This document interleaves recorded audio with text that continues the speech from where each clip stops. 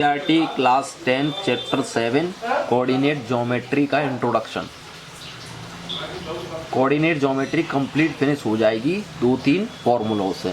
तो वो फॉर्मूले क्या हैं? नंबर 1 फॉर्मूला होता है डिस्टेंस फॉर्मूला। क्या होता है?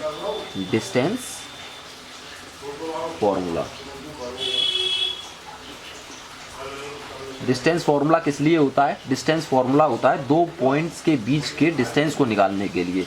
एक पॉइंट ये और एक ये, दो पॉइंट हैं। इन दो पॉइंट को कोऑर्डिनेट्स भी बोला जाता है। क्या बोला जाता है? कोऑर्डिनेट। जैसे कि चैप्टर का नाम है कोऑर्डिनेट ज्योमेट्री। तो कोऑर्डिनेट्स होते हैं तो दो पॉइंट कौन कौन से पॉइंट?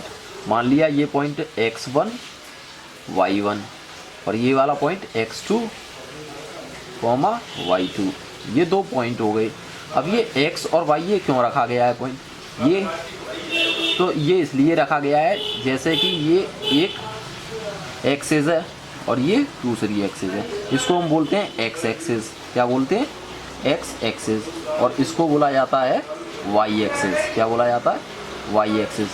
जो पॉइंट्स x एक्सिस पे पड़ते हैं उनको तो x एक्सिस बोला जाता है और जो पॉइंट इस वाली लाइन मतलब y एक्सिस पे पड़ते हैं उनको y एक्सिस बोला जाता है। तो ये पॉइंट जो होते हैं x और y वो x और y एक्सिस पर होती हैं, उनको बोला जाता है x एक्सिस और y एक्सिस। तो चलो, तो ये इस पॉइंट का नाम हम रख लेते हैं P और इसका Q। तो ये P से Q की डिस्टेंस को फाइंड करने के लिए हम डिस्टेंस फार्मूला का यूज़ करते हैं। तो डिस्टेंस फार्मूला क्या होता है? डिस्टेंस फार्मूला होता है एक बड़ा सा root under root x2 minus x1 का whole square plus y2 minus y1 का होल स्क्वायर। तो ये होता है डिस्टेंस फार्मूला, नंबर 1 फार्मूला। अब एक और फार्मूला होता है उसके लिए सेक्शन फार्मूला। क्या होता है? Section formula. सेक्शन का मतलब होता है किसी को पार्ट में डिवाइड कर देना। क्या कर देना? पार्ट में डिवाइड कर देना, मतलब डिवाइड कर। तो ये क्या है? एक लाइन। तो इसका एक पॉइंट ये है P और ये दूसरा पॉइंट है Q। दो पॉइंट है, इसका नेमिंग कर लो। ये होता है x1 y1, इसका कोऑर्डिनेट x1 y1, इसका कोऑर्डिनेट x2 y2। अब इसको इस वाली लाइन को कहीं से भी सेक्शन करना मतलब डिवाइड करना है हमको ये नहीं पता कि कितने पार्ट में डिवाइड हुआ है। तो मतलब होने के लिए यहाँ से भी हो सकता है, तो ये अलग रेशो हो सकता है। रेशो मतलब अनुपात, ये अलग अलग। तो इसको इस वाले जो पार्ट को है इसे हम मान लेते हैं m रेशियो, इसको मान लेते हैं n रेशियो। क्या? m ratio and n ratio. ये हमको पता नहीं है कि ये इक्वल है या अनइक्वल है, या ये कम है ये ज़्यादा है, ये ज़्यादा है ये कम है। तो उसके लिए ये फॉर्मूला यूज़ किया जाता है। ये जो बीच में जो पॉइंट आता है, जो पॉइंट इनको डिवाइड करता है, उसको बोला जाता है x, y। इसको x और y मान लेते हैं इस पॉइंट को। सही है।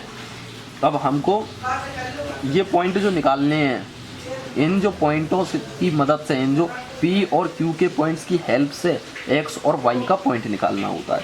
उसके लिए हमारे पास दो फॉर्मूले होते हैं। तो पहला फॉर्मूला क्या होता है? तो x निकालने के लिए x equal to m x2 plus n x1 divided by m plus n। तो फॉर्मूला ऐसे देख सकते हो कि m जब लगेगा तो x2 लगेगा, तो m x2, n जब लगेगा x1 लगेगा, तो m x1 डिवाइडेड में m प्लस n ही आएगा। सही है।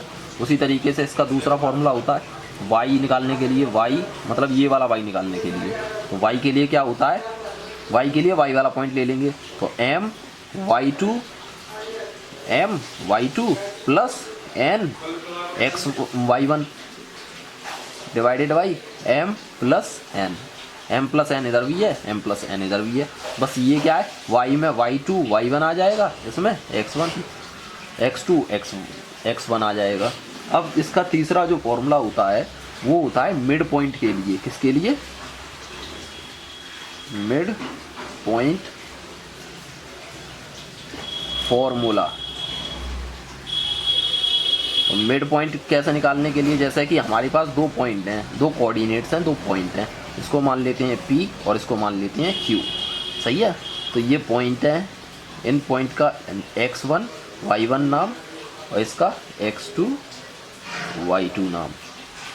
अब इसके ये जो लाइन है इसके बीच में एक कोई पॉइंट होगा, बीच में बिटवीन में, तो ये जो रेशो होगा इनका जो अनुपात होगा वो इक्वली अनुपात होगा। अगर ये 1 है तो ये भी 1 होगा, ये अगर 2 है तो ये भी 2 होगा, 3 है तो 3 होगा, मतलब इक्वली डिवाइड हो रहा है।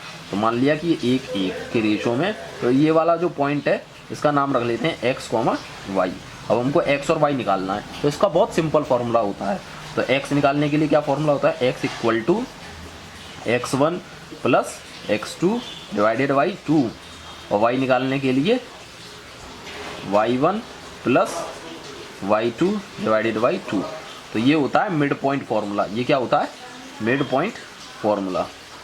और ये क्या होता है, सेक्शन फॉर्मूला। क्या होता है ये, सेक्शन फॉर्मूला। और ये तीसरा ये होता है डिस्टेंस फॉर्मूला। ये क्या होता है, डिस्टेंस फॉर्मूला। ये 3 फॉर्मूले इंपॉर्टेंट होते हैं, ये 3 फॉर्मूले इंपॉर्टेंट होते हैं। इन 3 फॉर्मूले की हेल्प से ही पूरा ये सॉल्व हो जाएगा। एक और फॉर्मूला होता है एरिया ऑफ ट्राइंगल निकालने का, पर अभी इनसे सॉल्व करते हैं उसके बाद वो समझाएंगे।